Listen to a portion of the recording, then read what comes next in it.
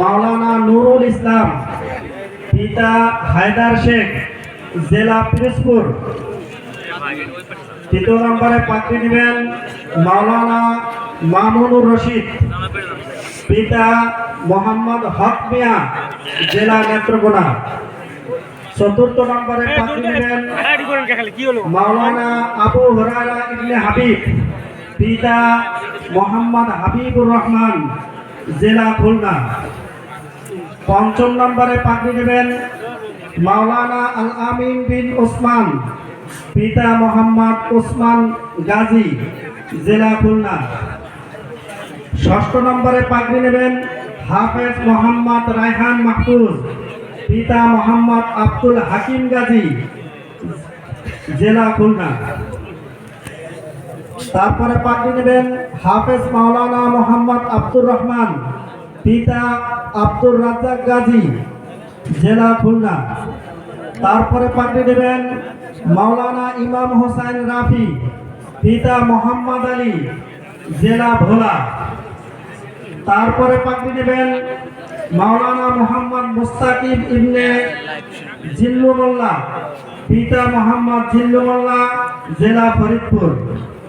তারপরে পাত্রী নেবেন মাওলানা মোহাম্মদ শফিউল বাশার, পিতা মরহুম হায়দার মল্লিক, জেলা নড়াইল।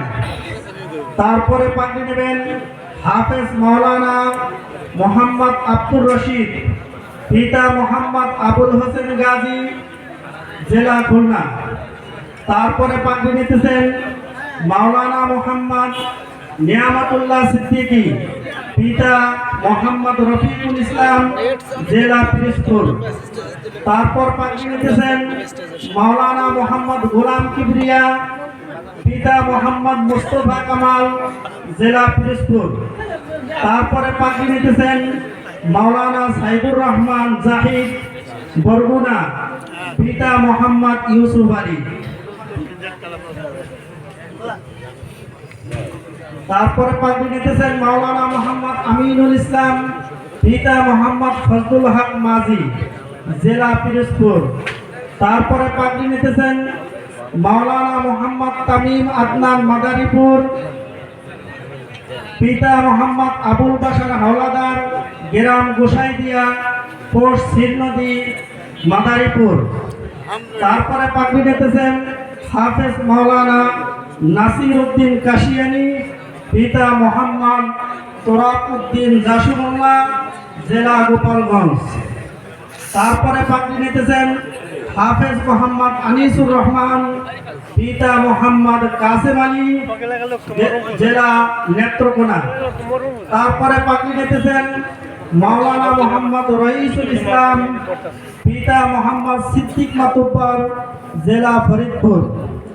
তারপরে পাত্রী নিতেছেন মাওলানা মোহাম্মদ শেখ ফরিদ মাসুদ, পিতা মোহাম্মদ শেখ শামসুল হক, জেলা গোপালগঞ্জ।